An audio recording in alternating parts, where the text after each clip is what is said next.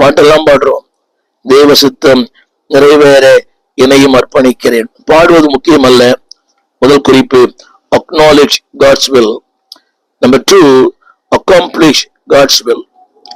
ஒரு சின்ன கேள்வி, உடைய வாழ்க்கையில் தேவ நோக்கம் நிறைவேறி இருக்கிறதா? தேவ சித்தம் செய்றீங்களா? இல்லையே உங்கள் சுய சித்தமா? Are you doing God's will or your own will? வேதம் சொல்கிறது, அன்பான தேவ பிள்ளையே, திரும்ப திரும்ப சொல்ல விரும்புகிறேன், வாழ்க்கை குறுகினது.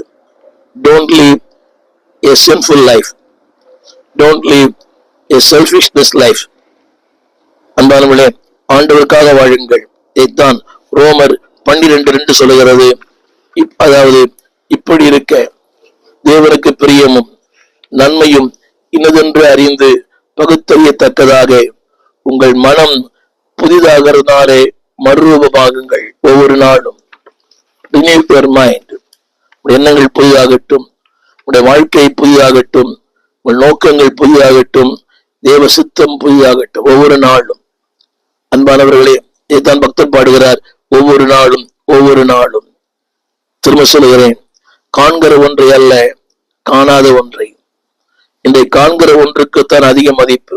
வீடு, வாசல், தொழில், புகழ், மேன்மை. These are all temporary. The things that are visible are temporary. காண்கிற எல்லாமே தற்காலிகமானது, காணக்கூடாது எல்லாமே நித்தியமானது. என்னை கேட்டுக்கொண்டு என்பது பிள்ளையே, எக்ஸாம் யுவர் லைஃப். வாழ்க்கையை அலசி பாருங்கள். திரும்ப திரும்ப சொல்லுகிறேன், நீங்களும் உங்கள் வாழ்க்கை கிறிஸ்தவனாய் பிறப்பது பெரிதல்ல, கிறிஸ்தவ வாழ்க்கை வாழ்வது மிக பெரிது. எனவே don't live a life without any meaning. அர்த்தமற்ற வாழ்க்கை அல்ல, ஒரு அர்த்தமுள்ள வாழ்க்கை. ஏதோ ஒரு வாழ்க்கை அல்ல, பயனுள்ள வாழ்க்கை. அதனால குறுகிய கால வாழ்க்கை அல்ல, ஒரு நீண்ட கால வாழ்க்கைக்கு அஸ்திபாரம். மூன்றாவது, அர்த்தமற்ற வாழ்க்கை அல்ல, ஒரு அர்த்தமுள்ள வாழ்க்கை. சுயநலமுள்ள வாழ்க்கை அல்ல, தேவனுக்கு பயன்படுகிற ஒரு வாழ்க்கை. பாவ வாழ்க்கை அல்ல, பரிசுத்தமான வாழ்க்கை. அன்பானுடைய சுய சித்தம் அல்ல, தேவ சித்தம். மட்டுமல்ல, தேவ சித்தம் நிறைவேற ஒப்பு கொடுப்போம். ஒரு நாள் இந்த பாடலை பாடுங்கள்.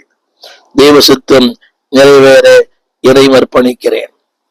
தேவ சித்தம் செய்யும் போது எதிர்பார்ப்புகள் இருக்காது, நிபுணர் இருக்காது. Doing God's will. அநேக பரிசுத்த வாழ்க்கை நீங்க பார்த்திருக்கலாம். என்னுடைய 17 வயதிலே ஆண்டு விடத்துல வந்தேன்.